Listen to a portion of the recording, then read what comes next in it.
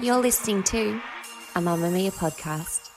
Mamamia acknowledges the traditional owners of land and waters that this podcast is recorded on. Hello and welcome to Mamamia Out Loud. It's what women are actually talking about on Wednesday, the 16th of October. I'm Holly Wainwright and I am back from my holiday. I'm Jessie Stevens. And I'm Vernem, filling in for Mia today. You can normally hear me on our daily entertainment podcast, The Spill. Clearly we have a one in, one out policy. Yeah, I'm the only one who seems committed to this podcast, but I came back and Mia effed off. Anyway, on the show today, we were looking for a man in finance, but he's not in the office today. What happened to women when one of the most macho work cultures in the world tried a 4-day work week? Also, the Prime Minister bought a very expensive house, you might have heard. So is this perfectly fine, class betrayal, or just a little quiet quit? 222-423, and don't try to make a 5-year a 7-year, you idiot. Why number woo-woo is so very hot right now. But first, the US has sent its strongest known written warning to Israel, demanding Israel boost aid to Gaza or risk losing military support. The Biden administration sent this letter to Israeli leaders on Sunday, expressing their deep concerns about the deteriorating humanitarian situation. The letter referred to the Israeli government denying or impeding nearly 90% of humanitarian movements between northern and southern Gaza last month, and demanded that they take steps to improve conditions within 30 days. Now, the US is by far the biggest supplier of arms to Israel and their biggest ally, which makes this letter really significant. It's also only 19 days until the presidential election. The warning comes amid a new Israeli offensive in northern Gaza, which has reportedly caused a large number of civilian casualties and forced 1.7 million people into a narrow area where they are at risk, the letter says, of lethal contagion. You might have also seen the distressing footage of a burning hospital in Gaza with civilians inside, which killed at least 4, injuring dozens of others. The Israeli military said the target of the strike was a Hamas command centre. Meanwhile, missiles, rockets and drones are being directed at Israel, with thousands of Israelis seeking refuge in bomb shelters.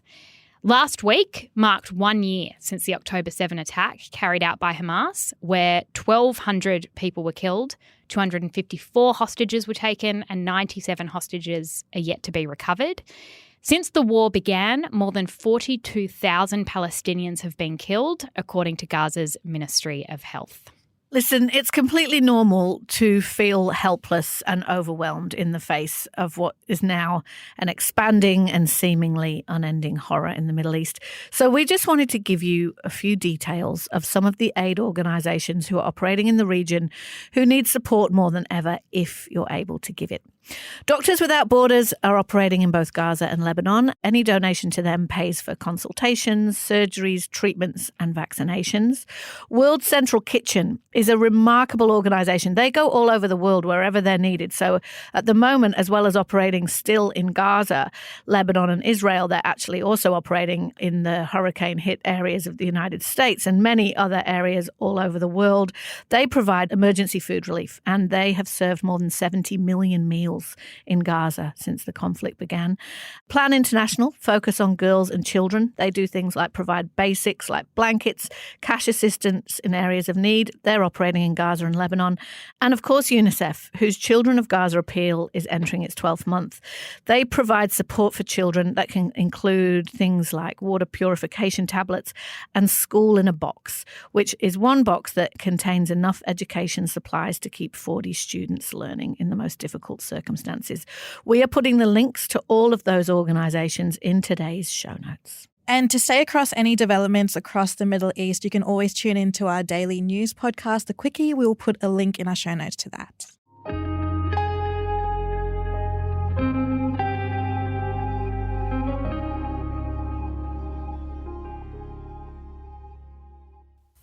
The 4-day work week is slowly transforming from a thing of dreams into a reality, with Medibank expanding its trial. Companies in Australia are trialling a 4-day work week and it's looking pretty good for women. Woot. As a woman, I think it sounds great. Well, you, Jessie and Holly, work part-time. Well, I told good. they work part-time. Why not? Because I don't work in the office 5 days a week, 9 to 5. That's true. But I don't have any days off. Yeah, we work part-time at Mamamia. And then we do other things on the side. So it feels like a bit of a freelancy gig. Yeah. So that, yes. Anyway, well, look, we're defensive already. You can tell. We're defensive already, and Mia's not even here. So let's I was gonna say that both of you have it really good right now, but I'm quite scared, so I'm not gonna say that. So Medibank have been trialing this with their employees, and they've adopted the 100-80-100 model, which is 100% pay for 80% hours at 100% productivity. A lot of people were like, this is never going to work for women because, as you guys say, so many women do work part-time and they feel like they're just working full-time but on like 4 days instead of 5. Yeah. But some of the insights from this trial has actually shown that employee satisfaction, motivation and engagement is up.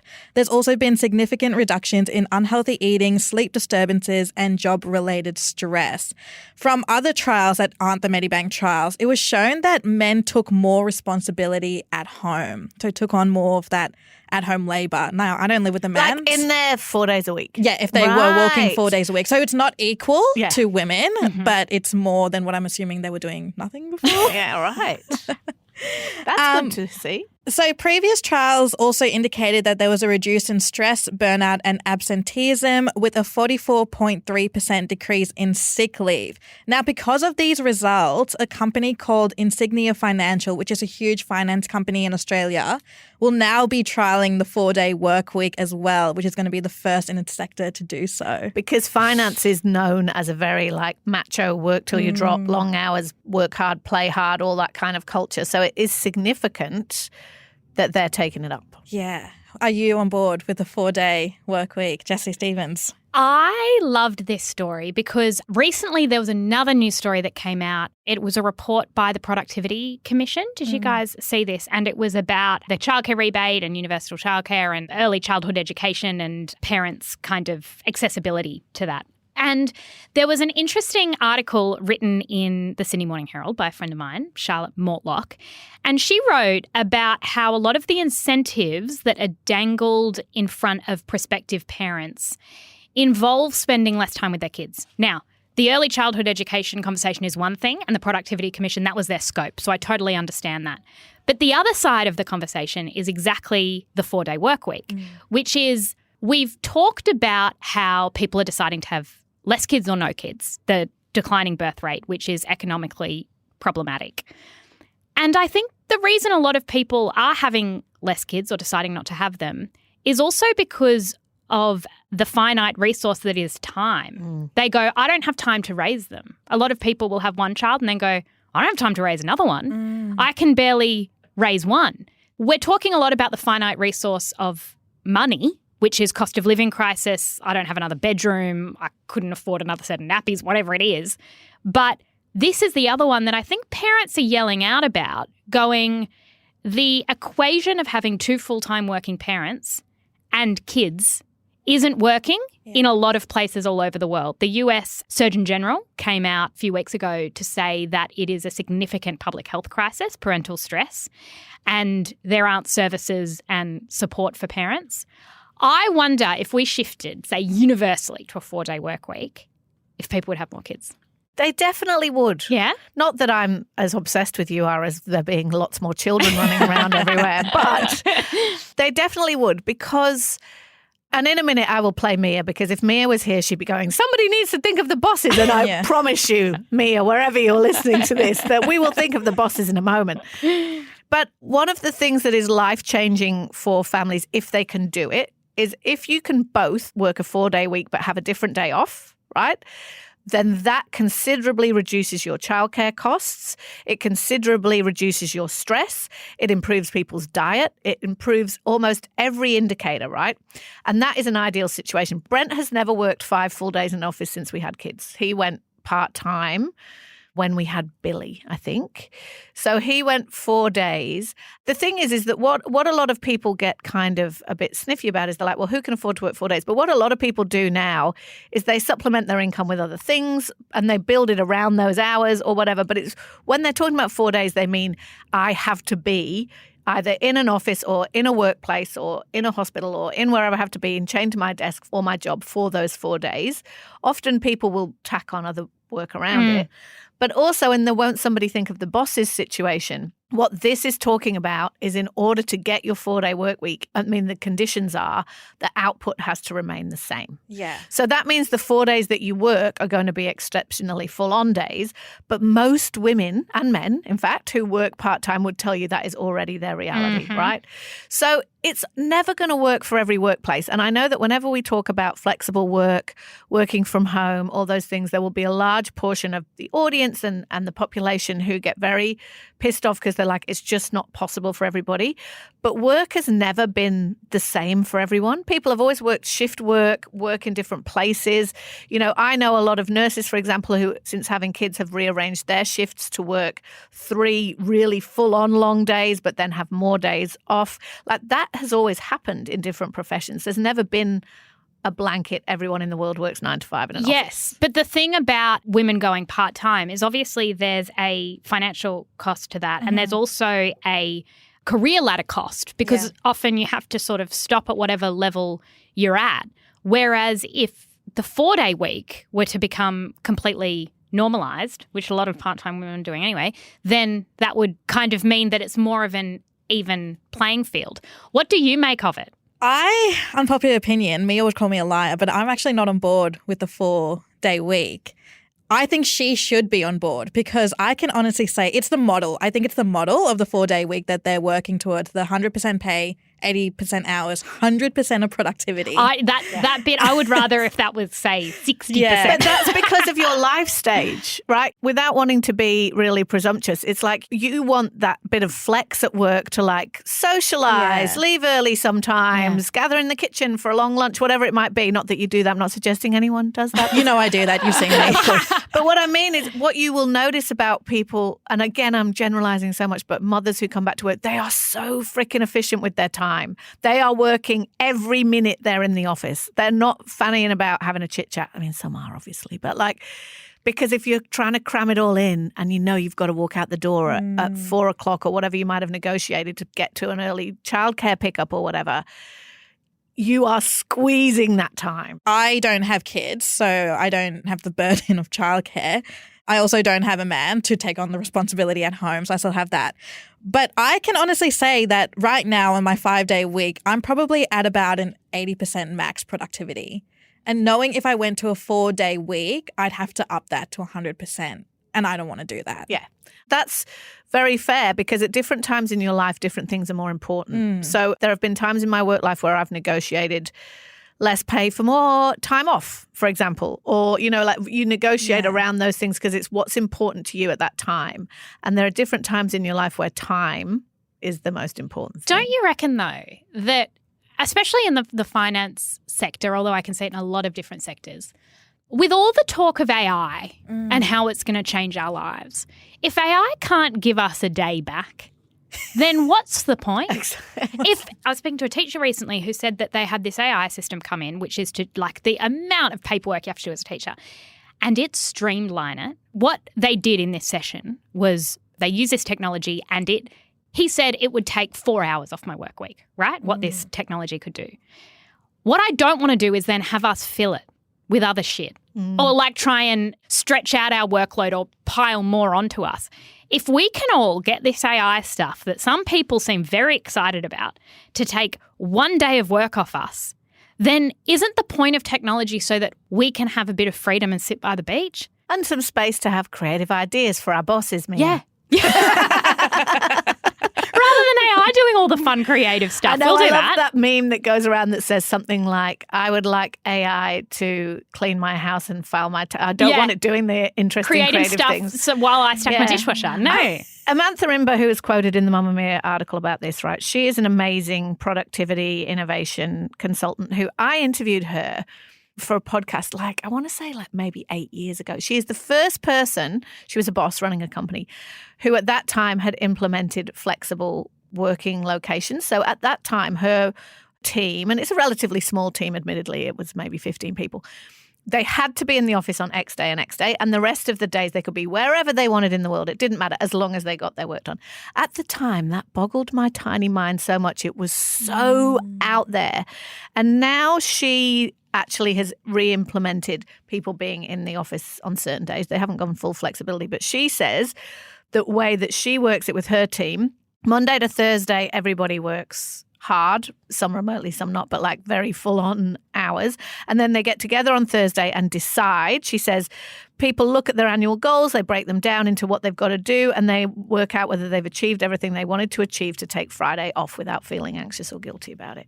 And imagine if you can get work to a place where it's less about you being there and more about what you produce, then you can do that. Yeah. And I think that's the dream. Outlouders, let us know what you think. Are you doing a 4-day work week? Because I have a lot of friends who are doing a 4-day work week at the moment, and I must say, they are I bet none looking of those friends, ripped because they're doing a lot of exercise. Have a glow to them. I bet they are not your teacher friends, though, are they? They are not my teacher friend. Until the Friends- school goes to 4 days a week, that's No. not going to be available to our teacher they don't friends. work in hospitals. A lot of I don't know if it's government technically, but public health type stuff. Enormous amount of output, but Fridays, honestly, they're getting more sleep than the rest of us. So I'm sure if Mia's listening right now or any other bosses are kind of rolling their eyes at this whole 4-day work week. But I think what they would get on board with is the actual model that everyone's trialing, which is the 100 pay for 80% of hours for 100% of productivity. So productivity actually isn't decreasing in the 4-day work week. Yeah, exactly. And I think that on the surface, a lot of bosses go, hang on, who's going to be here on a Friday?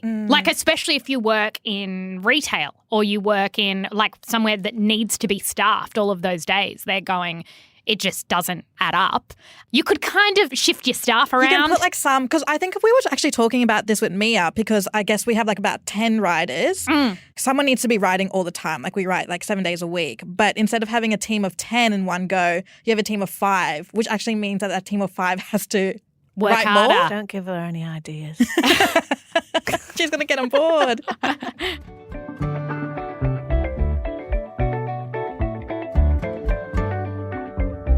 Mamamia out loud. I understand that I've been fortunate, which is why I want to help all Australians into a home, whether it be public homes or private rentals or home ownership. Australian Prime Minister Anthony Albanese has purchased a new home, and if you would like all the details, you better believe I have them. I love looking at pictures of real estate. Woohoo! This is quite a good real estate porny one, isn't it? It's juicy. The bathtub has a view. I love a bathtub with a view. That's my dream. He bought the New South Wales Central Coast property for $4.3 million. It has 4 bedrooms, 3 bathrooms, and it's billed as cliff-top perfection, as well as a premier location to enjoy sun, whale watching, or spectacular sunsets all year round. It also has an entertainment section that faces north. And from talking to rich people, I know that's the place you want to face. It's always Is that north. why they always bring up north? Yeah, because it I gets think the sun. And you don't want to be south because you're turning your back against the world. So Right. rich people north always. Because it always says north facing, and I'm like, oh, well, Yeah. if it's north facing. Must be nice. Never seen the north in my life. But 4 Labor MPs are not in the mood to buy Albanese a housewarming gift. They expressed frustration at the PM's decision, with one MP remarking, I can't think of a greater act of self-sabotage in my life. I am gobsmacked. Another said, if you're a Labor MP up against a Green at the next election, good luck. Another added, it's not a good look, and their instinct is, this is fucking terrible. Some were even said to have tried to stop it. So why is it such a bad move? Well, all of this is 6 months before an election. There is an election to be held in May that will be fought primarily on housing affordability. Voters are, of course, dealing with high interest rates, rents and property prices, not to mention a housing shortage. And Albanese also has an investment property which is for sale for $1.85 million. Here's what opposition leader Peter Dutton had to say. Well, it's a matter for the Prime Minister, but I wish he and Jodie well, and they're obviously planning for their next stage of life post-politics, and I wish them well in that. Until 2019, Dutton himself actually had 4 properties in Queensland. He sold one, his beachfront Gold Coast property, for $6 million a few years ago. Holly, Dutton is clearly suggesting that Albanese is looking towards retirement. Is that what it looks like to you? Yes, it is. And look, I'm really conflicted about this. I want to be clear. There's some people saying this is the thing that's going to lose him the election. Now, that is silly on its face. It's silly because really we don't vote like about what politicians do in their personal life, whether they buy a house or not. You vote for the party who's got the policies that most align with your values, da-da-da-da-da. So whether or not Albo lives on the Central Coast in a $4 million house is not really important.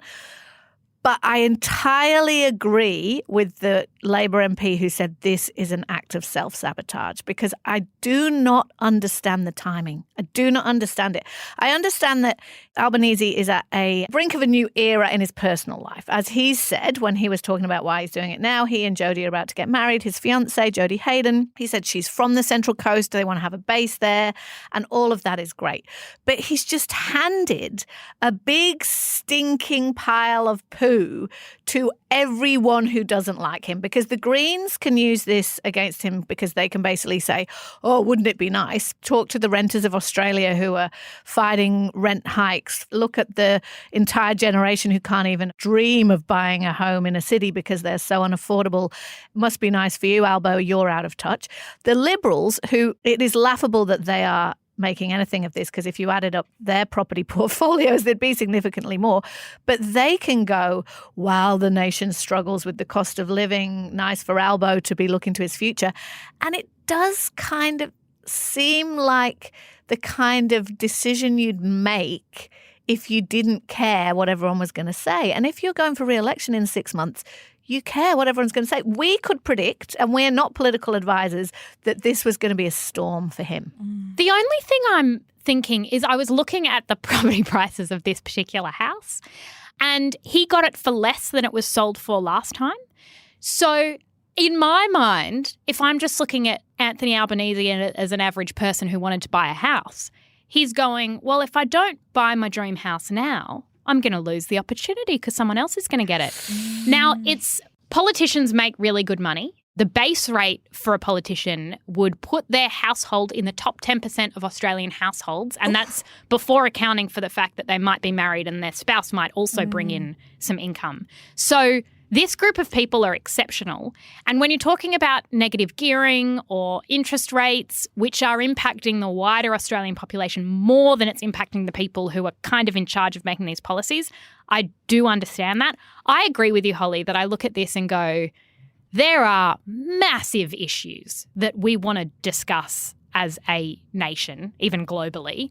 I want to talk about policies, not necessarily what Albanese is choosing to do. But I saw it compared to when Scott Morrison went to Hawaii during the bushfires and didn't tell anyone that he'd gone on holidays, which wasn't a policy error, but when he was eventually voted out, that was the thing voters remember. Like, this comparison is so simple. Annabelle Crabb wrote a brilliant piece on this. Like, in voters' minds, you just went and got your clifftop mansion for the two of you to live in, while a report came out, I think just this week, saying that 80% of Australians believe young Aussies will never afford their own home. exactly. And what did you make of all this? I felt personally betrayed by Albanese. I don't know. I think you're right. I think especially with young voters, like, the thing you grab onto is like their personal decisions of the people you're voting for. And Anthony Albanese was that guy that like came from nothing, that made something from himself, and he's like the everyday guy, and he's able to relate to us. And this is like his third house. So he's got 2 on taxpayers, and this is the one he bought. Yeah. And he's got an investment property. And he's got investment property. It's just like a mansion. Let's just look at that and I'm like, oh, I really hope you're going to rent that out. The interest, well, I don't, because you probably charge way too much rent for it. But I think that what's interesting about that, right, is that Albo in particular has very much always been a lefty, a man of the people. And one of the things that's interesting for lefties who've always seen themselves as that, like in his first speech as Prime Minister, he quoted lyrics from Billy Bragg, right? He is a down in the dirt lefty guy who's always been into a bit of class warfare himself. But one of the big struggles for those people as they get middle-aged is that they become the establishment, right? Now he's the man. And he's not rich in the way that, say, a Malcolm Turnbull is rich. But he bought his first property when properties were affordable for ordinary people who earn ordinary money. And now that is not the case for ordinary people who earn ordinary money in a city. So it's not like he has played the markets, been a venture capitalist, been like a professional moneymaker, but he is, by the nature of his generation and the timing and the financial choices he's made, he's now the position of the guy who could buy the clifftop mansion. And so he looks to you, the bad guy, like you, and I was like, oh my God, you're part of the problem. And he probably would never see himself that way, but that just makes it even more like a bizarre decision. Why wouldn't you wait 6 months till after the election and then buy a clifftop match? So the only thing I can think is that the man believes he's going to lose. That's it. I just kept going, looking at this house and looking at the story and how a lot of people were going, don't buy it now, it's going to look really, really so bad. It's like his retirement plan. Yeah, because as you say, he's got harbour views from his Kirribilli mansion. Yeah, which it isn't his, but he's allowed to live in it. And he's also allowed to live in the house in Canberra. So he's got 2 different places to live. He's selling his investment property. And he has to move out straight away if he loses? Yeah, I wondered that. Like, I'm sure that they're not going to kick him out onto the Strait. Like, no, I'm sure that there's... You do have to move out straight away if you lose. Well, pretty quickly. Well, maybe he needed It's his not like 4 America where you mansion. get you 2 If Jackie months. Kennedy had to do it, he can do it. The thing that's tricky here, right, is that, again, on the face of it, the man's allowed to do what he wants, and it isn't relevant about what kind of Prime Minister he is. And this was also in the Annabelle Crabb piece, which is very true. It's what we expect from leaders. They're only really in that gig, most of them, for a short time. And what we expect from them in that time is that they won't necessarily do all the things they want. There was a guy in that piece who was quoted as saying, Tony Barry, who's a former Liberal person, but he is a strategist now. And he said, one of the golden rules of leadership is that you just can't do all the things you'd like to do, like overseas holidays, like selling investment properties, like buying spectacular waterfront real estate homes. It's true, right? Is that just for that period of time? And I love Albo, he's my guy, but I'm like, mate, there was a crazy choice. I think he's in love in a big way, which is lovely, but like, mate, don't we all want to go and buy a mansion with the love of our lives? It's the other thing that's interesting listening to people's reactions about this is who thinks that $4 million is a lot of money and who doesn't. That is very telling also. Want unlimited Out Loud access? We drop episodes every Tuesday and Thursday exclusively for Mamamia subscribers. Follow the link in the show notes to get us in your ears 5 days a week. And a huge thank you to all our current subscribers.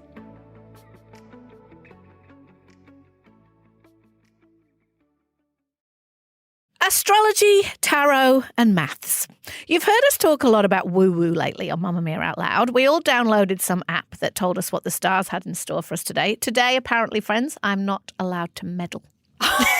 So if I offer any opinions about your clothes, your lunches, or something you say in a meeting, just remind me of that. Anyway, now, everywhere I look, people are talking about numbers. And when I say people, I mean celebrities.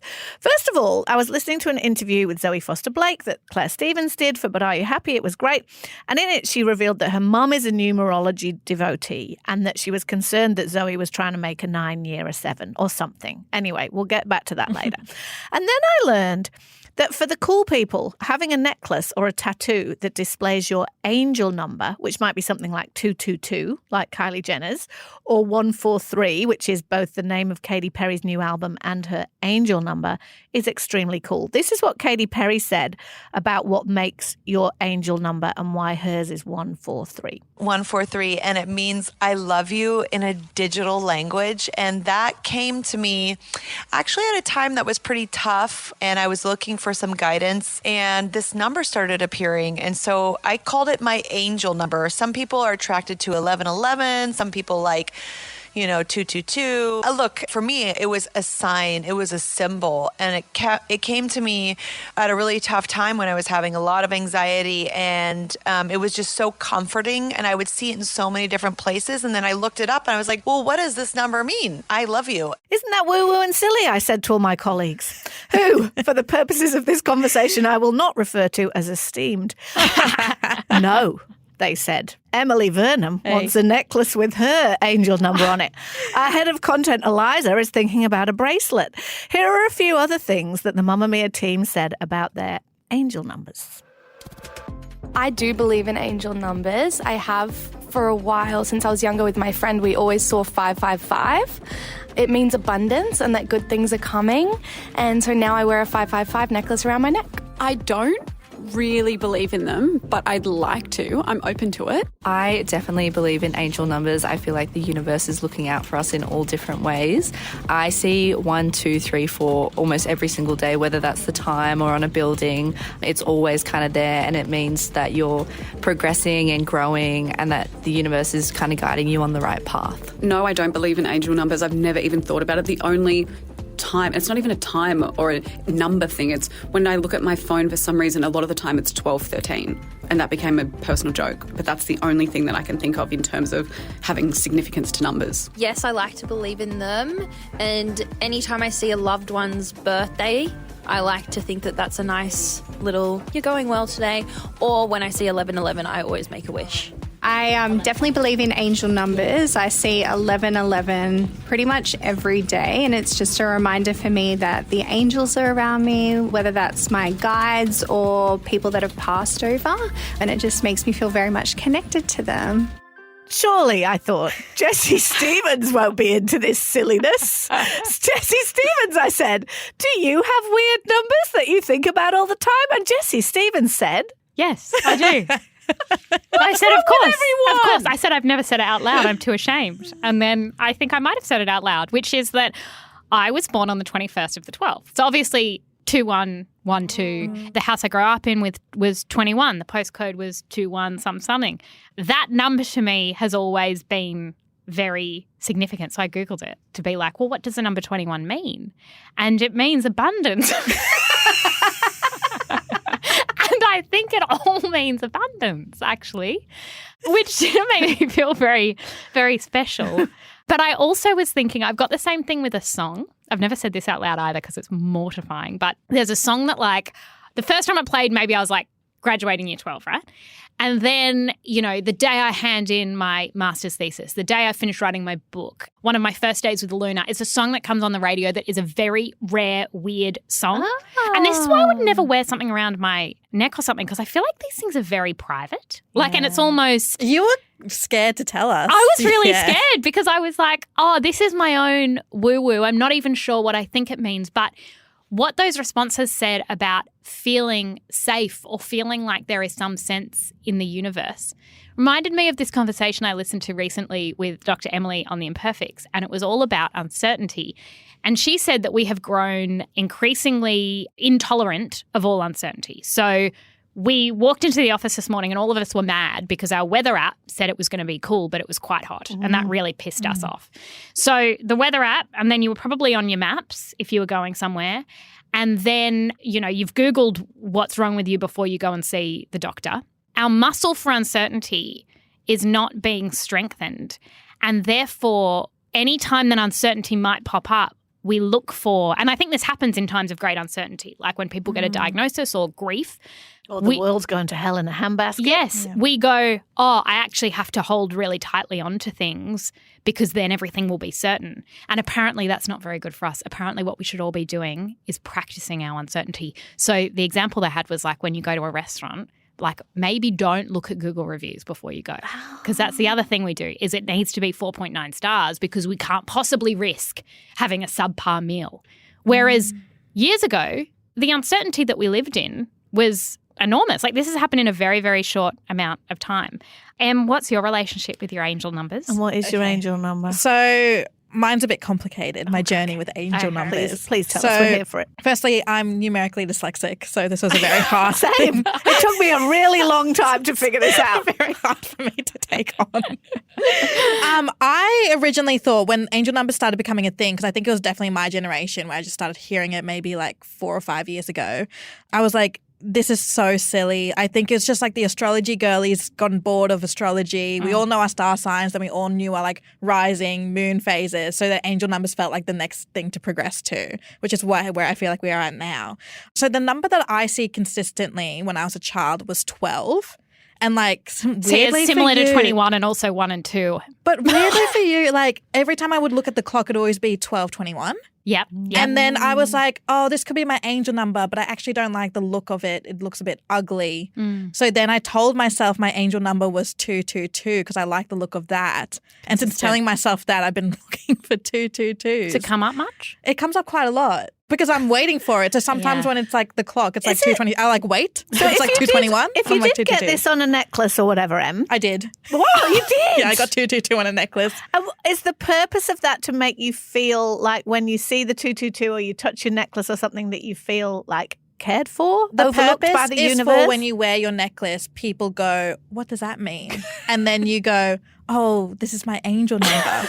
And they're like, what's that? And I was like, how oh, honest you I mean, are. yeah, that's everyone's answer to that. That's so funny. So I thought this was bullshit, right? Particularly the numerology thing. I was like, I don't understand and I can't add up. But we struggled with the math. I was looking, after I heard Zoe Foster Blake say that thing about like, it's a 7-year or whatever she said, and I'm sorry that I've mangled whatever it was that she said. I was like, that's such nonsense. And then I worked out how you work out what number year it is for you. And it's some complicated thing where you add your birthdays together and then you do blah, blah, blah. It's a lot of work goes into it. And one of the things I've been bitching about a lot lately is that this year I was supposed to be less busy, but I appear to be more busy and I've taken on a lot of extra work and I should be more organised about it. And it's good because it's good financially, but it's making my life hard. And I bitch about that to anyone who'll listen. Jessie hears me talk about it. But is that the universe's fault? Well, I added up my years. It's year number 4 for me. This year focuses on hard work and security. The opportunities will be fantastic if you're willing to knuckle down, but you need to be organised in all of your endeavours. Manage your time, money and resources carefully, etc., etc. And I was like, shit, it's true. Oh, my But I would have said the same for you last year and the year before. My year is a 4. Every year is just a stupid 4, where it's like I say yes to things I should have said no to. It's probably an addition error, honestly. You're probably actually in your year 6. All I'm hearing is love and abundance. Like we're all love and abundance. That's interesting about the 1111 because my late mother-in-law, who regular Outlouders will know, was definitely on the woo-woo side. She was psychic. She was an amazing woman. She was always like, when you see 1111, it means the spirit world is trying to tell you something. And I was like, or is it just 1111, really, Julie? But every time I see 1111, obviously I think of Julie. Oh. But I don't think that mean. Okay. What it actually is it's something called the frequency illusion, which is a go. cognitive bias, which means that, for example, you'll be listening to Out Loud and we'll say something like, let's say we'll say the name Andrew Garfield. And then in the next 3 weeks, you will go, Andrew Garfield is everywhere. Ever since I heard them talk about it. And yeah, maybe he's on a publicity trail. But the point is that we have planted a seed and suddenly you're seeing something that you probably saw 1,000 times before but never noticed. So that's the thing about angel numbers, right? Yeah. Is that if right now you choose a number out of nowhere, like the fact every time I see 21, I notice and I have an emotional response means that I'm seeking it out. Like it's just how the brain works. She's ruined all our fun, but I like smart. it. Yeah. And I also like the fact that this week is literally the first time I've ever heard about angel numbers. And Em said, about 5 years ago, me and all my young cool friends started getting into them. So that tells you everything We should you probably need to know. also mention that the woman who invented angel numbers Regrets it. and was like, actually, I totally made it up. Everyone's blaming me. No problems. I want to make up something like that. I know. Devil such numbers. a good idea. I could have lots of those. All right, that is all we've got time for today. A massive thank you to all of our Outlouders for listening to us. Tell us what you thought about today's show, whether it's about the 4-day work week, whether it's about whether or not you believe in angel numbers. Please tell me you don't. We would love to hear from you. We are going to be back in your ears tomorrow. And thank you, of course, to our wonderful team for helping us put this show together. And if you want something else to listen to, yesterday we talked about attachment styles on our subscriber episode. Holly, Mia and I revealed our very different attachment styles and it'll help you figure yours out as well. There is a link to that in our show notes. Goodbye. Shout out to any Mamamia subscribers listening. If you love the show and you want to support us, subscribing to Mamamia is the very best way to do it. There's a link in the episode description.